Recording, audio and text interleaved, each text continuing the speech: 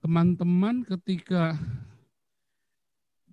memaksakan sebuah dogma, mau itu oneness, mau itu trinitas, dan kemudian mengajarkannya kepada orang lain dan mengatakan, ya enggak begini, sesat. Itu saya tentang. Ya, saya tentang. Mau siapapun yang bilang, saya enggak urusan.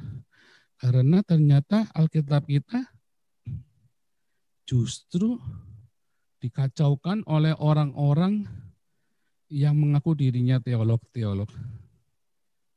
Yang sangat pede, menafsir-nafsirkan, bahkan sampai di luar teks yang tertulis.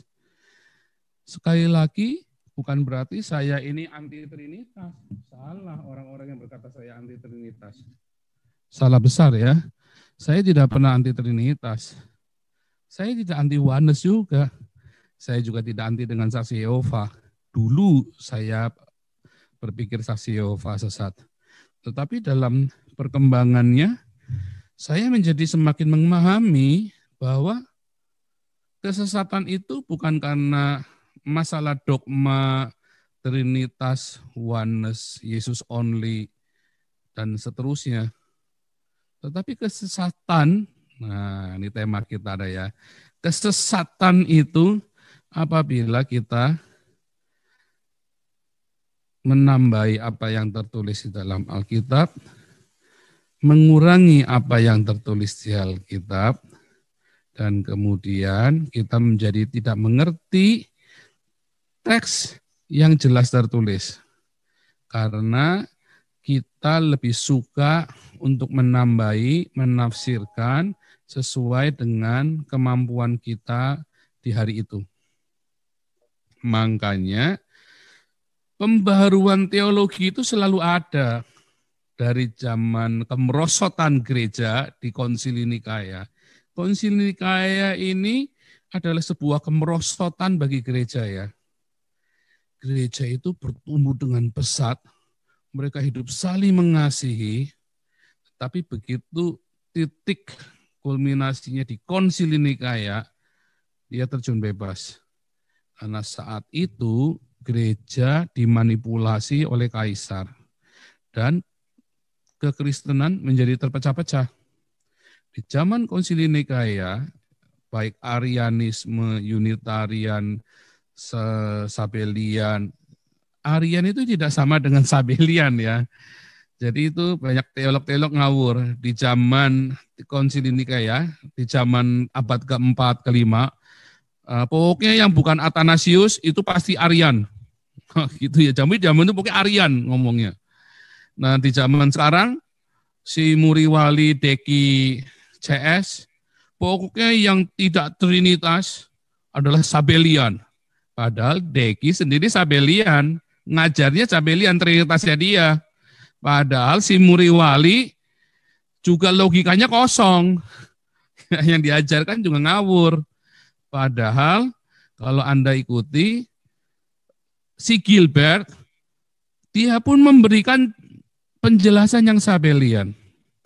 Bahkan kalau Anda ikuti, Christian Prince menjelaskan Trinitas pun Sabelian.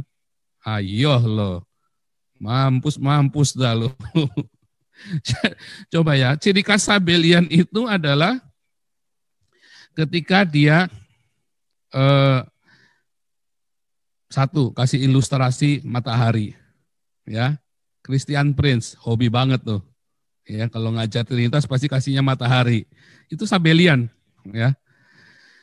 Kedua, dia ketika membuat suatu perumpamaan, maka dia akan memisahkan antara Bapa, Anak dan Roh Kudus, tetapi mereka bisa sama.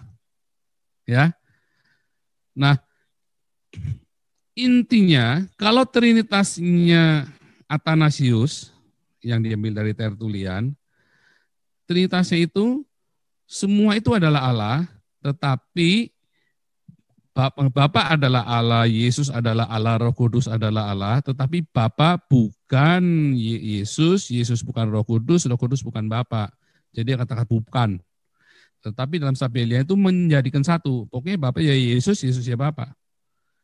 Ya, sedangkan Muriwali mengatakan memahami Alkitab harus dengan logika either or, hukum either or. Jadi kalau saya tulis rumusnya, ini kita lihat ya. Bisa nggak nih? Oh bisa nih. Oke, kita lihat ya. Kita lihat rumusnya sebentar. Kemarin saya ada membuat bagaimana cara menjelaskan Trinitas kepada Muslim. Ya, tentu hal ini menjadi sangat yang menarik ya, karena ternyata yang dijelaskan Deki justru Sabelian, yang dijelaskan Muriwali justru nanti akan Sabelian. Supaya nanti kita lihat. Karena kebanyakan orang-orang begitu dia ngaku Trinitas, maka semua ayat-ayatnya diasumsikan. Bahkan yang tidak terulis pun, nanti dia bilang, oh itu esensi, oh itu hakikat, oh itu adalah. Nah, sementara baik orang ateis maupun orang Islam, nggak urusan dengan itu. Pokoknya tulisannya apa? Ya itu.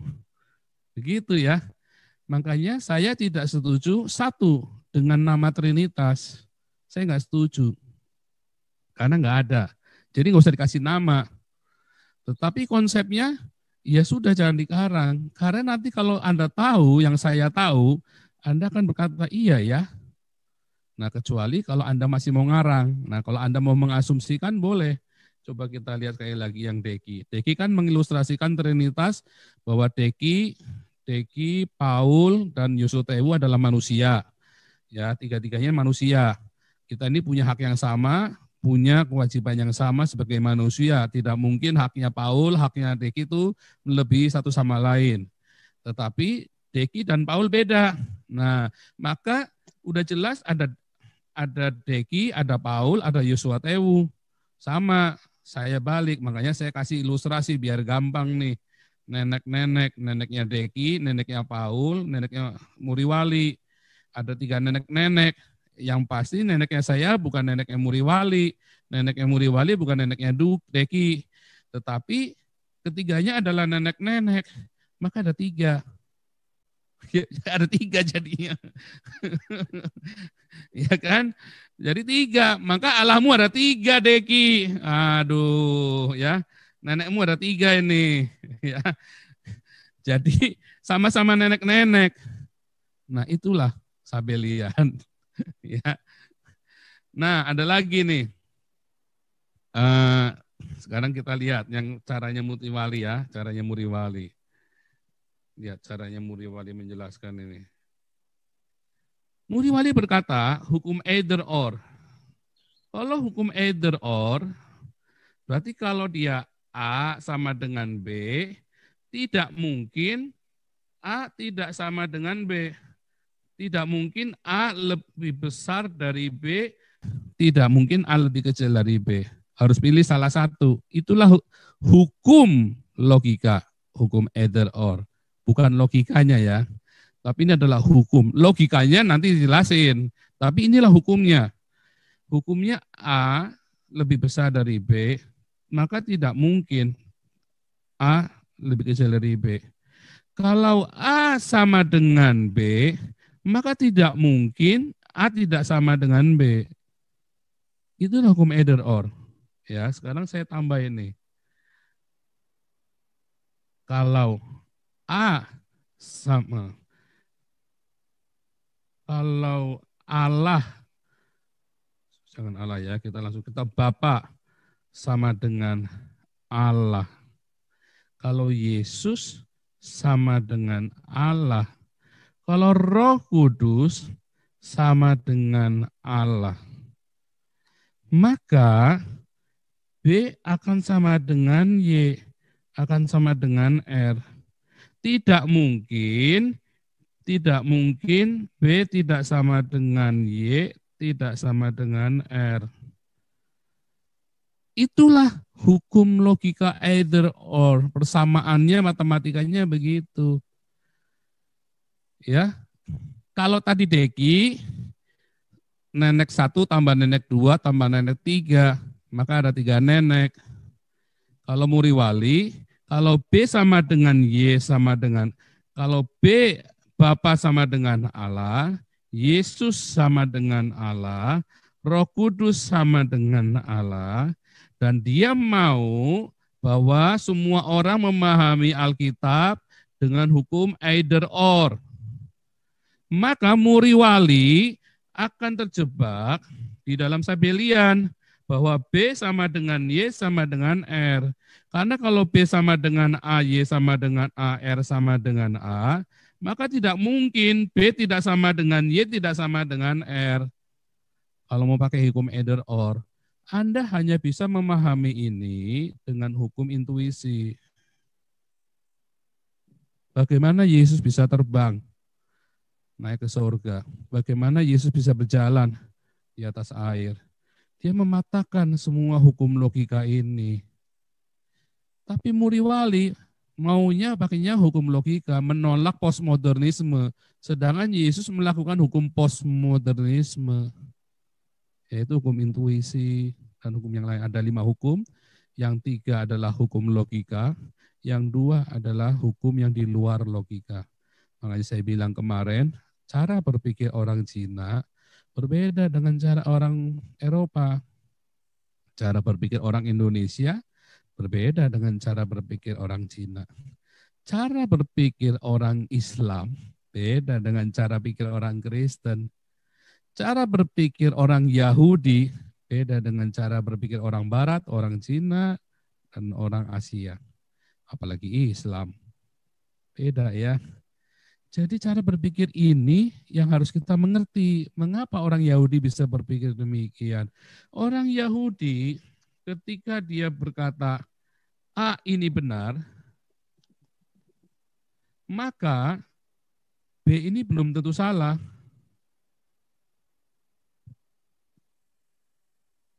Ya, jadi ada A, ada B, ada pilihan. Kalau A ini benar, B belum tentu salah. Kalau muri wali, kalau A ini benar, B pasti salah. Makanya dia otaknya cuma benar salah, benar salah. Hidupnya tertekan, makanya ngamukan. Orang yang hidupnya cuma benar salah, ngamukan. Anda amatin deh. Oh itu dosa. Oh itu nggak kudus. Itu boleh, itu nggak boleh. Ngamukan pasti. Amatin deh. Mau orang karismatik, mau orang reform, mau saya punya kenal orang-orang yang hidupnya benar salah ya. Cuma hitam putih hidupnya. Wah nggak enak banget orang hidup orang begitu ya. Saya pernah kenal sama orang begitu.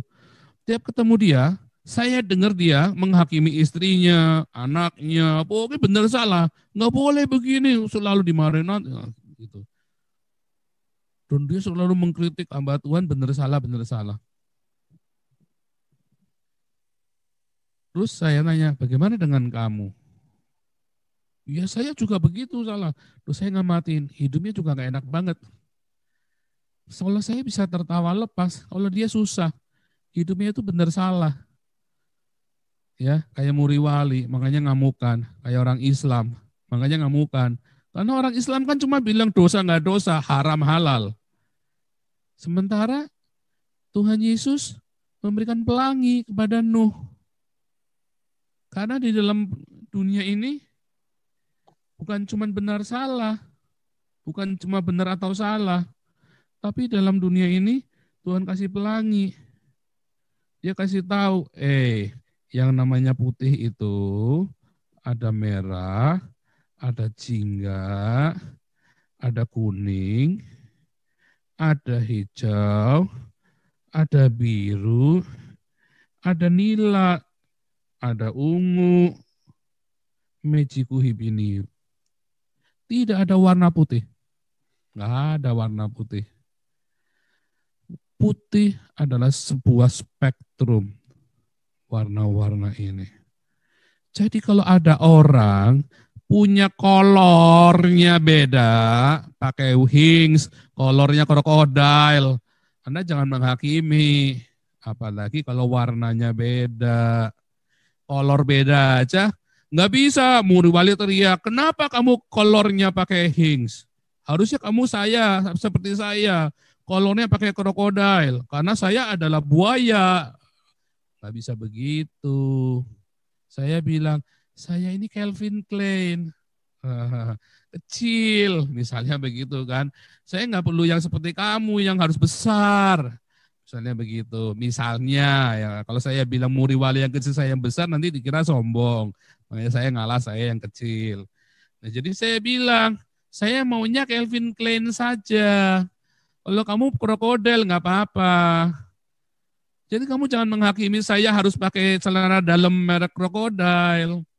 Kamu jangan paksa saya pakai kolor merek krokodil karena saya suka Calvin Klein supaya kelihatan besar. Nah, misalnya begitu. Nah, demikian juga dengan hidup ini. Di dalam hidup ini nggak ada warna putih, adanya pelangi. Di dalam hidup ini, warna putih adalah sebuah spektrum warna. Sehingga Anda bisa ada yang berwarna merah, sehingga ada yang bisa berwarna jingga, sehingga Anda bisa berwarna kuning, hijau, biru, nila, atau ungu. Dan warna-warna itu ketika menjadi satu kebenaran, kumpul jadi satu, ya. Warna ini ya, kalau Anda lihat, ingat ya, dulu waktu Uri Wali mana belajar beginian. Dulu saya belajar beginian. Ya, tuh 2, 3, 4, 5, 6. Satu lagi. Merah, jingga, kuning, hijau, biru, meciku, hibiniu. Ya, ini ya, terus Anda putar. Ya, ini kan ada ini ya, ada tangkainya nih. Diputar nih, putar. Maka jadi putih. Itulah warna putih. Kalau orang reform yang trinitasnya tadi ya ketemu sama Deki, ketemu sama Yosua Tewu, ketemu sama si HTD, ketemu sama layar teologi, ketemu sama Paul, ketemu sama yang lain-lain. Yang penting kita ada di dalam satu, yaitu di dalam Yesus Kristus yang adalah Tuhan dan Juru Selamat. Ada saksi Yehova, mana sudi sama saksi Yehova. Nah, itulah kalian. Ya, kalian lebih cinta sama pendeta hedonisme, macam pendeta-pendeta karismatik itu daripada saksi Yehova yang hidupnya sederhana.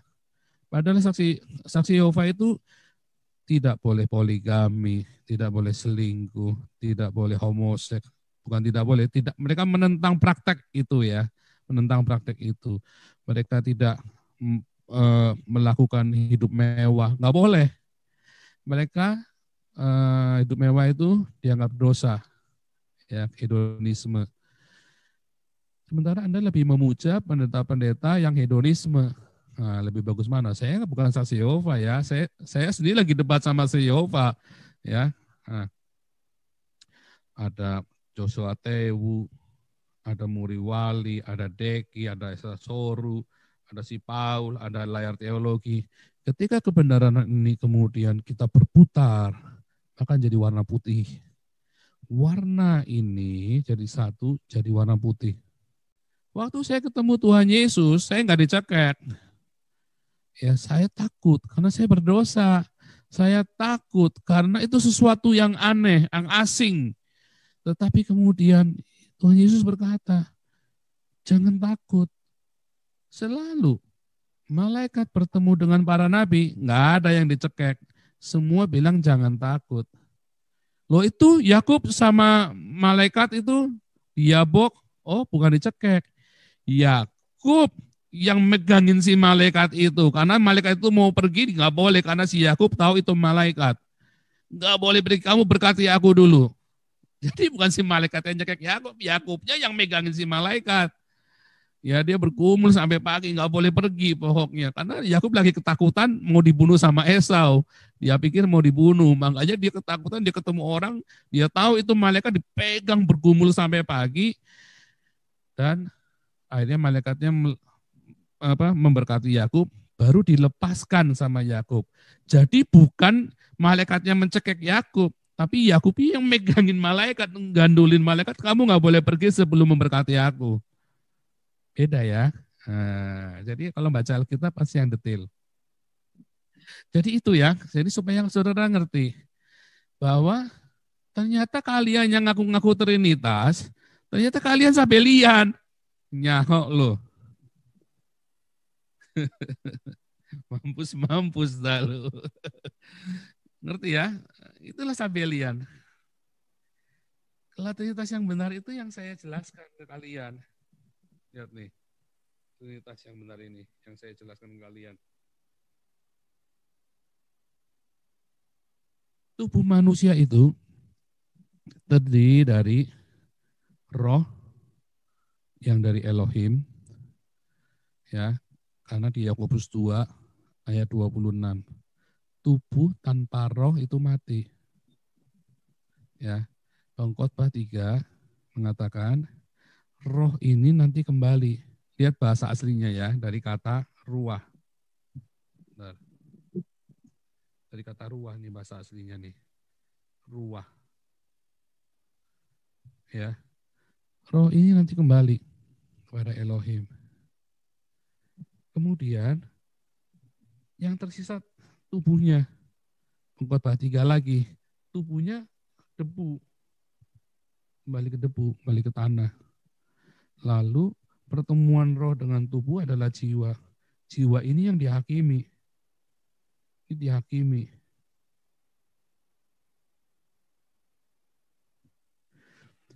Ya, jadi kalau Muri Wali nggak percaya trikotomi, ya itulah, berarti dia ilmunya jauh di bawah saya. Bagaimana mungkin jiwa yang kembali kepada Elohim, tetapi juga dihakimi. Jadi harus terpisah. Makanya dia kemarin bikin statement, Yesus punya roh manusia, Yesus punya roh Allah. Bingung dia. Lalu bagaimana dengan orang lain? Dengan Muri Wali? Dia nggak punya roh. Nah iya makanya. Atau dia nggak punya jiwa, makanya nggak pintar. Nah, ya kan?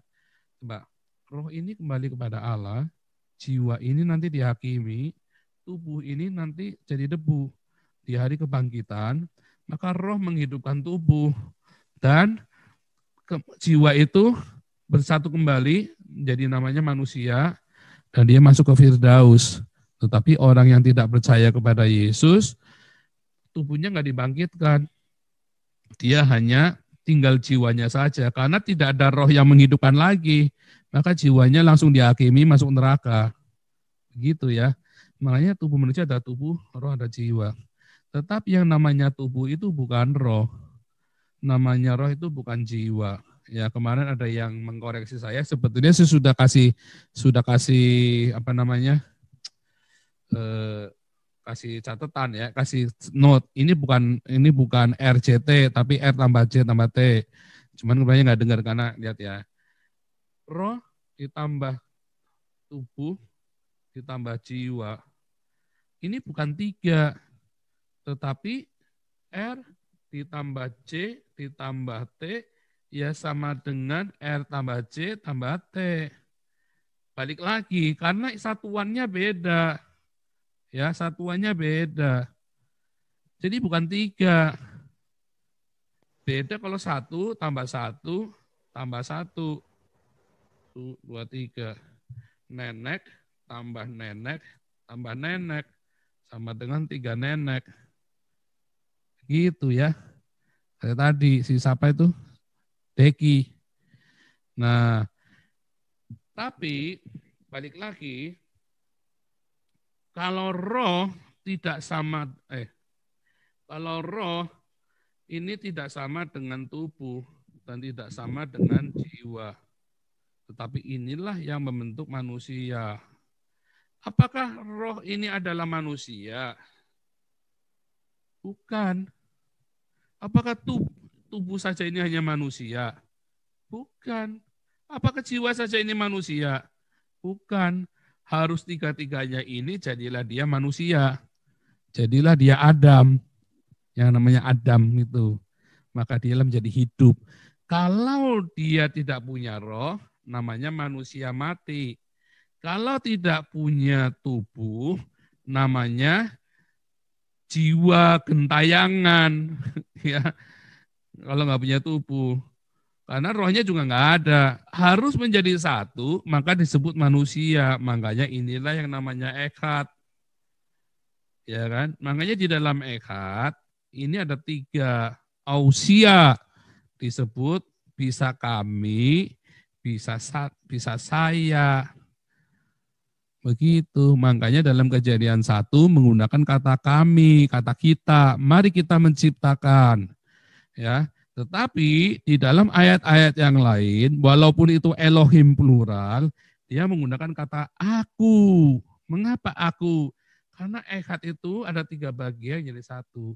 Yang disebut Elohim adalah Yesus itu ada roh, ada tubuh, ada jiwanya. Makanya di dalam Matius 27 ayat 50, Yesus disebut menyerahkan roh. Tetapi Yesus juga punya tubuh, logos yang jadi sarka, Yohanes 1 ayat 14. Tetapi Yesus juga berkata di dalam Matius 10 ayat 28 ya, bahwa tidak ada di dalam Yohanes 10 ayat 28, aku berkuasa untuk menyerahkan nyawaku, yaitu jiwa, kata suke, aku berkuasa untuk mengembalikannya. Jadi begitu, itulah Trinitas. Itu baru Trinitasnya Athanasius yang ini. Ya. Kalau harus pakai either or, maka ini harus sama. Kalau pakai either or. Nangkep ya? Harus sama. Karena nggak mungkin kalau ini sama dengan ini, maka ini tidak sama, ini sama dengan ini sama ini. Kalau hukum either or yang Muriwali nggak bisa, harus sama. Tahu ya? Jadi logikanya adalah seperti itu. Nah, sedangkan kalau kita kembali di dalam ini nggak bisa pakai hukum either or. Ini juga nggak bisa pakai either or. Karena manusia, alam semesta itu bukan cuman logika lurus, karena ada logika yang tidak dapat diselami oleh manusia. Ada banyak sekali logika di dalam alam semesta yang tidak bisa dipecahkan oleh manusia. Itulah sebabnya ada yang namanya hukum, ada yang namanya teori. Karena banyak sekali misteri yang manusia nggak bisa pecahkan. Bahkan termasuk bagaimana Yesus mengubah air jadi anggur. Nggak bisa pakai logika apapun. Begitu. Dan kalau kemarin ya, di debat kemarin, tidak ada satupun ada ayat bahwa Yesus mencipta. Kata hal itu dibuat oleh Yesus di Kana, di kota Kana sebagai mujizat yang pertama. Kata dibuat oleh Yesus itu dari kata poieio, artinya mencipta. Yesus itu mencipta ya, air jadi anggur.